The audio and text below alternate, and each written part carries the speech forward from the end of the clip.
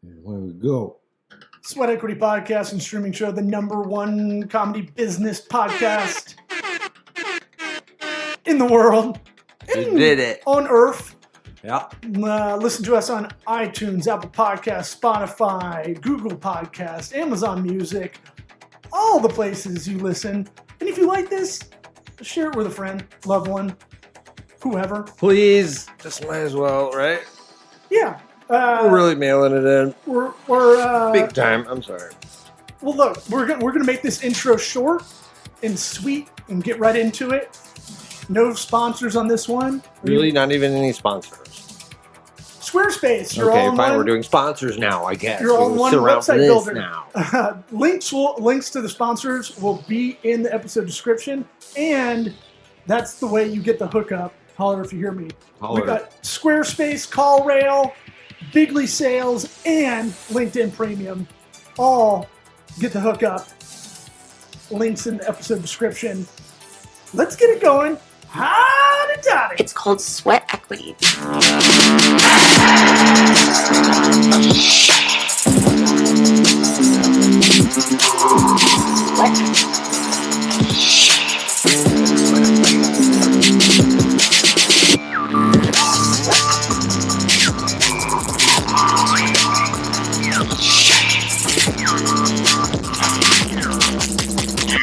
Listening to the Sweat Equity Podcast. I thought we were going into Okay, I restart. Let's go. Yeah, we so this is more of a peace offering. We had some scheduling snafus this week, and sometimes that happens. Yeah. Oh, I hit a button. My bad. Okay, go. Keep going. We're talking. My bad. Don't just ignore me. I didn't know what was going on. I was just making sure we weren't just talking to nothing. We're not. We're talking to each other at least, right? Yeah. Am I a nothing? No. That's like my mom with the hearing aids when I came over, and she's like, "Why would I have my hearing aids in if no one's here?" And I'm like, Right. "Mom, I'm here." Why the AIDS? You know, Why AIDS? Exactly. everyone's got AIDS. We want to do a small peace offering since we didn't have an episode this week, and we're going to be a little bit later next week on having one. Yeah. And this is me being a dork on an interview, a LinkedIn Live. I have not heard it, by the way. It's by the fractional CMO agency I'm with called Grow Powerful, and this was their pilot episode. I said, yes, anything I can do to be a whore for myself, I'll be on it. And so this is a pilot version of what they're trying to do is kind of have these LinkedIn Lives. You can ask CMOs anything. They're still going on if you want to ask in the future. But it's about go-to-market product companies. Do you have any highlights? Can you just give me the highlights? I mean, I fucking crushed it. That's not highlights. That's just you saying that. I'll tell you one thing. It's really hard to be funny in these kind of scenarios, you know? And I really tried to not be like, you know, you want to make it interesting, but at the same time, you don't want to like... your jokes have to be very broad. Well, you don't want to invalidate yourself, you know? Right. And so it's kind of that thing of like... Can't be too funny. Well, I already know what I look like if you're coming into it. Right. You invalidate yourself. Right. With so your whole look. Well, yeah. So you have to make sense. So I entered. I got my inner. What am I thinking of? Tube? I don't know. I tried to echo smarter people and what would they say, and just try to follow suit. Echo. I don't know. I don't know. What were you trying to think of? I don't know. We're doing this. We can't move on from this. I got to figure it out. My inner. Your inner voice. I don't know. That doesn't It sound was right. either enter with an EN or an IN, but I don't know where I was. My Interstellar. Oh, okay. Yeah. It's a good movie. A great movie. The best movie. My favorite movie. Mm-hmm. So this will be it's 20 minutes long, which is good.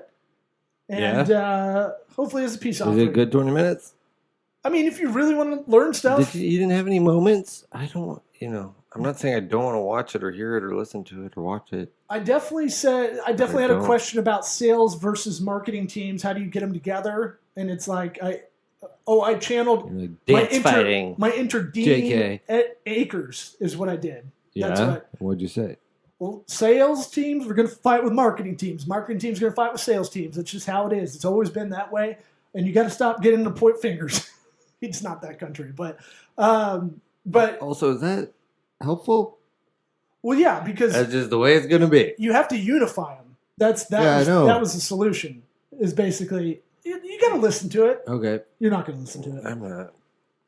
There's stuff to do. You get it for free. Why would you go? You get all this for free. I'm living it. Yeah. So, without further ado, we'll get right into it. Okay. All right. We are live. Welcome to the first of many go-to-market office hours. This is where if you are a CEO, a chief revenue officer, an investor, or even another chief marketing officer like ourselves, we answer the questions that you have about figuring out go-to-market opportunities, solving problems, thinking ahead, thinking behind, how to measure, how to do all the things go-to-market. Now, for this focus, for today's show, our goal is to talk about what you should be doing with your go-to-market motions, strategy, plan, and attack right now, because we're about to head into the second half of the game, folks. We're about to head into the second half of the year. And that means you've only got 6 months left, or probably less, to actually get your stuff done. We got summer vacations, that slows things down. We got the winter breaks, that slows things down. So you probably only have about 4.5 months of actually legitimate work to get things done. I have brought with me today, and we're going to have different people joining us each week or every other week as we do this. But today we have the guinea pigs of Grow. We have the amazing team of what we call ICMOs or interim CMOs here to join us. And we'll just go around the clock here, and we'll start with you, Greg. Greg, why are you here, and what makes you worthy of us to listen to your ideas? I hope I'm worthy. Yeah. Good morning. Thanks, Brett. Thanks, everyone. I love the craft of marketing, longtime B2B tech CMO, mostly software, deep expertise in global marketing, and most recently account-based marketing and SaaS metrics. Love to focus on that, and excited to hopefully answer all your questions and be part of this great group. Greg, we're lucky and excited to have you here, just as we are with you, Rusty. Talk to us. Who are you, and why should we listen to your ideas about go-to-market? Yeah, Rusty Bishop here. Been a touring musician. Guitars behind me. I've been a PhD biochemist. I was a CEO and a founder of a company that had a successful exit. And then I became a CMO of a publicly traded software company. So that's the expertise that I bring to this call today. Is I've been in the CEO job. I've ran marketing at a publicly traded company and been successful with both. And I hope that I can help you answer your questions, because I think that CEOs like me, when I was doing the job, I struggled with marketing. I didn't know what to measure. I didn't know what to do. I didn't even know how to think about it. So I hope we can help you. Yep. Perfect. Okay. Well, thank you, Rusty. And then last but clearly not least, we've got Law Smith. Law, why are you here, and why should we listen to your insights? Well, that could be a very existential question, I guess. I'll save that for a different podcast that has more colors in the background, maybe. But yeah, I'm a fractional CMO. I have my own small B2B small business advisory meets agency. It's called Tokabaga. I'm the president of that. Moonlighting stand-up comedian for about 15 years. So that's a second career. But the day job pays the bills a lot better. And also the host of Sweat Equity Podcast, kind of a blend between the two worlds of entrepreneurship and comedy. And I love the puzzle of it. I love helping being part of businesses. You were here when we met, and I got you to here. And there's something very satisfying about that. I think I've improved over 1,000 businesses since like 2012. I was trying to count some stats out. I'm going to throw it back to you, Brett, because you did a great job putting a sense of urgency. That's how we know you're good at marketing. We got the rest of the year coming up. You threw that in there. I saw it. Yeah. So just for everybody to know, we are all a part of an organization called Grow Powerful. We are all interim and fractional chief marketing officers that are here to help solve problems. Most of it has to do with go-to-market motions. It might be new initiatives. It might be rewiring things, fixing things, whatever else. And when you think about needing to get your stuff together between now and the end of the year, there's never a better time to bring somebody in that knows what they're doing than now. So let's dive in. We've got our first question, and I'll put it up here on the screen. This is kind of fun. We're doing this for the first time and playing around with a lot of features. The first question is, with 6 months left, how should I prioritize my go-to-market spend? Who wants to take that one? I start. So the first thing I'd say is if you're an emerging brand and your goal is to show potential valuation and growth to investors, I would focus on demand gen at the top of the funnel. But if you have a revenue number you've committed to your board and investors, then clearly it's conversion. The difference would be content and outreach at the top of the funnel is more about awareness and the provocation of why you are relevant now, versus in the middle of the funnel where you need to drive conversion. You would want to have much more content focused on immersive things like a calculator or something that shows you the ROI or evidence or proof or case studies. So there would be two different kinds of approaches, from content to how you reach out and engage people. But it really depends on whether you need to show runway and valuation or whether you've got to hit a number, which require different things. Okay. I'll stop there. Who else has an idea around this 6 month time clock, the sense of urgency? I'll jump in. It depends on your sales cycle. I'll say that. I mean, if you got a 6 month sales cycle, you spent the money. So if you're a high velocity sales company, then you should be, obviously prioritizing top of the funnel, just like Greg said. If you have a 6 month sales cycle, for me, I like to think of this in terms of compounding assets versus assets that you're paying for in a linear fashion.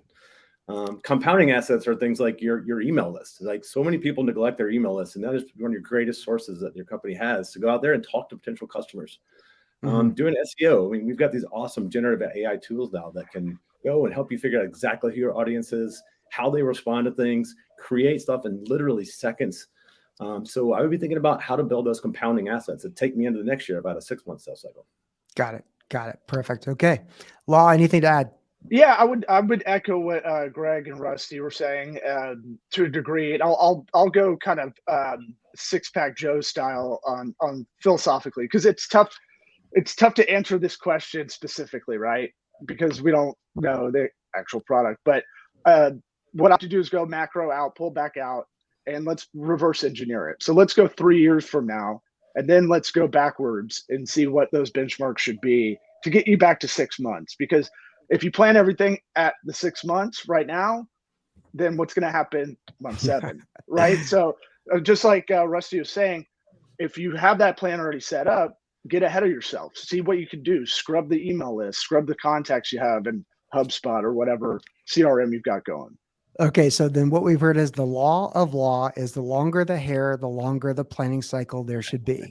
I'm just playing the character, All right, perfect. I know people think I look like Nicolas Cage in Con Air. So Can I throw in one more quick, Greg? Can I throw in one more quick thing? Sure thing, Greg. So and then we got I am very passionate about this. You should be persistently running account-based marketing if you're in B2B. Persistently, you can achieve about a penny an impression. It's incredibly cost-effective. You should have that always on. You should never stop doing that, because that can, with less effort over time, keep the top of the funnel healthy, so that when you do have to surge in the middle, to surge conversion, you could put more focus there. Always be running account-based marketing for the top of the funnel. It's cost effective, and it's only adding value to your brand. Perfect. I absolutely love that. And I think that's spot on. I don't have anything to add. I'd like to actually head into, we got another question that came in from the crowd. And this is a little bit less of a go-to-market, but more of a question about us and our life. And the question is there a difference between ICMOs and fractional CMOs? And I'd love to take a stab at that. I don't mind. So here's the deal. There's interim CMOs, fractional CMOs, and virtual CMOs. Ultimately, and there's a lot of people that call themselves CMOs or fractional CMOs or interim CMOs, and they shouldn't. But there are legitimate people who have truly been chief marketing officers of companies or VP of marketing of companies and have a successful track record. Those people in B2B tech and SaaS grow the company we're part of. We call them ICMOs. Everybody here is an ICMO. Now, The commonality between interim CMO, fractional CMO, virtual CMO is they are CMOs that are proven, but they prefer gigs over jobs. They've decided to have a more freelance, more open, more flexible lifestyle to where they can choose a type of engagements. They can work on 2, 3, or 4 engagements at a time or one. And the industry as a standard calls it the industry is a fractional CMO. Now, I'll tell you another angle of difference, which is an interim CMO tends to be somebody that is close to full time, who may be who may be stepping in for someone else for a period of time. And that mid-sized, larger companies, they lost a chief marketing officer. They need somebody in place so they can spend their time 6 months, a year to look for the perfect person. An interim is also good if there's a new initiative. There's 2 companies that are merging together and there needs to be an adult at the table or something like that. A fractional CMO tends to be more for smaller companies that they work on a part-time basis, 2 days a week, 1 day a week. And it might actually be the first time a company is leveraging a chief marketing officer and they're kind of dipping their toe in it. Other thoughts? Anybody else have some additions on the definitions? Can I add one other thing? So one of the things I love about being part of this group is the mindset. So whether you're fractional, interim, or full-time, I think marketing today is so measurable, and you should be running things much more in a set of sprints or solving these 5 problems and then moving on to the next. And so whether however your tenure is, however long you're going to do it, I think there's a mindset that is also really embodied in the GROW team, which is, what problem are we solving? Let's go race to solve it, be smart about it, be data-driven, learn as fast as we can, and then put the right things in place, then move on to the next. But I think that is how marketing is efficacious today, is being much more sprint-focused, fast-focused, data-driven, which is, you could say, is born out of the fractional model, but is how good marketing is run today, in my opinion. Yep, I agree. All right. Well, then let's keep diving deeper. One of the next questions we've got coming up, and again, this is the first time. We want to keep it fast. We want to keep it short. We want to make this 20 minutes or less. We've got about 8 minutes remaining. The next big question that comes up is, this is an interesting one. The question is, during the crunch time, do you usually see sales and marketing working closer together, or is there more of an infighting taking place? I love to get somebody to provide their thoughts, maybe what typically happens and what we all know should happen, and maybe give a little bit of flavor as to how to help avoid infighting if there is. I mean, yeah, painting with broad strokes, infighting takes place when it's crunch time between the 2 departments. It shouldn't. Your role as a CMO should be to bridge those gaps and have a loop, so they and make it and kind of sell it on those departments that you guys need to help each other out. You make more money or career advancement by doing so, but by blaming the other, pointing fingers, it's don't be competitive, be cooperative. Yep. I would add, for me, the key is 2 parts. One is, no one makes their numbers unless everyone makes their numbers. So there's no way that marketing has any celebration or gets rewarded or anything like that if the number is missed from the sales side. That is fundamental. Second, focus on opportunity, because opportunity is more than marketing qualified lead or sales accepted lead or whatever you want to call it. Opportunity means we found someone who has intention to buy and might likely buy. That's the better thing to measure. And there's more, by the nature of it, there's more cooperation around opportunity. Got it. Yeah, I've seen the same thing. I've been in companies that have had both. The crunch time where marketing and sales are at each other's throats, and I've been in companies where sales and marketing were in lockstep.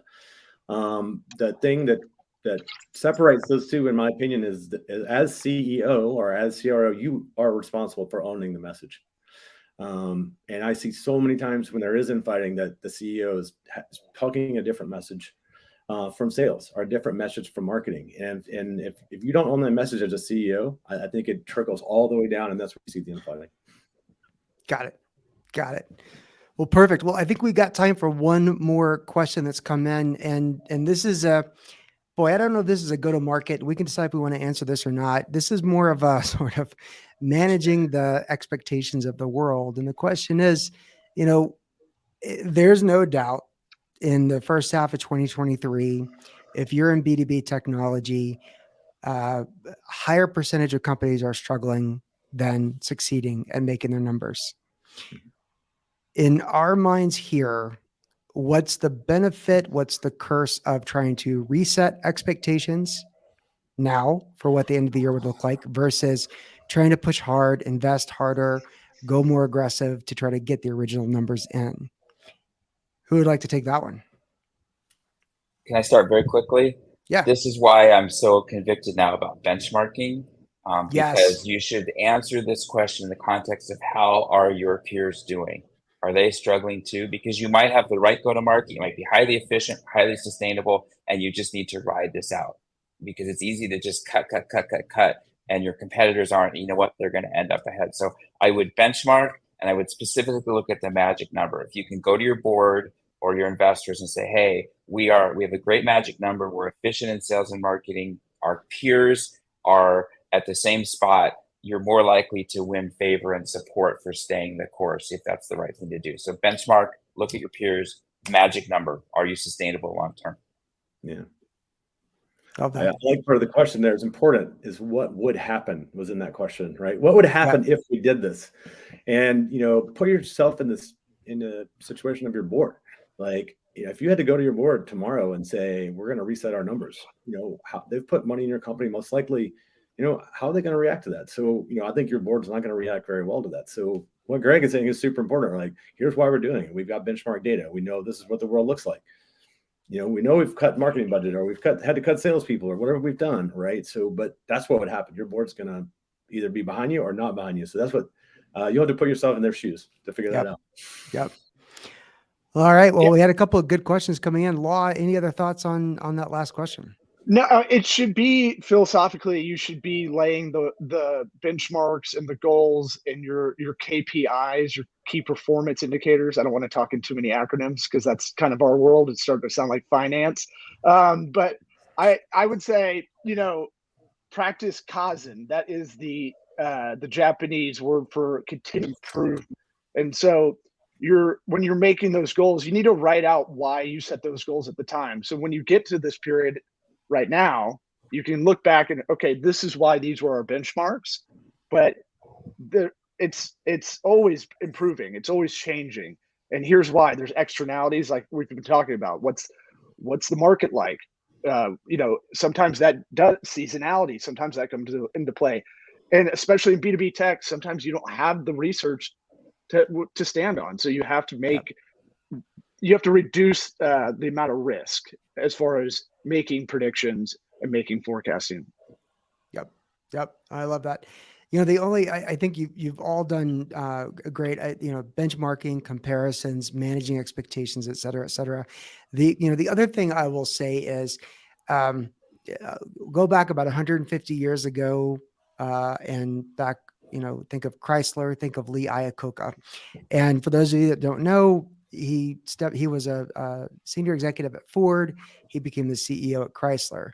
Chrysler was about to go bankrupt. He stepped in and he said, we can't think about anything more than 90 days out. We are now going to implement rolling 90-day plans. And I think that's something that's really important, especially for the B2B tech companies that are getting hit the hardest, suffering the hardest, is don't think about 6 months out. Maybe you can rewire expectations to look at the next 90 days and a rolling 90 days. Every month you sort of look at the next 90 days. And maybe that's a little bit of survival, surviving versus thriving kind of mentality. Mm-hmm. But I think it's also hunkering down and focusing. So just another approach to try, another idea to try. Yeah. I think that speaks to why ICMOs work, right? I mean, there's in our group, there's 15, 20 rock solid CMOs have been there, done that. You bring a group like this together and you get the power of all 20 of them feeding back to your company. And I think, if you're gonna do 90-day sprints, you may be doing that with one person or 15 people that know how to do it. Yep, exactly. Well, I think that is it for us for today. We're at about 20 minutes. I wanted to keep this short, I wanted to keep it brief. Thank you so much for being a part of our very first ever of many go-to-market office hours. We will continue doing these every 2 weeks until we decide to do it every week. And I just want to say thank you to Greg. Thank you to Rusty. Thank you to Law. And on behalf of these fine people, as well as everyone at Grow Powerful, thank you. Thank you. Thank you. And have a great day. Talk soon. Cheers.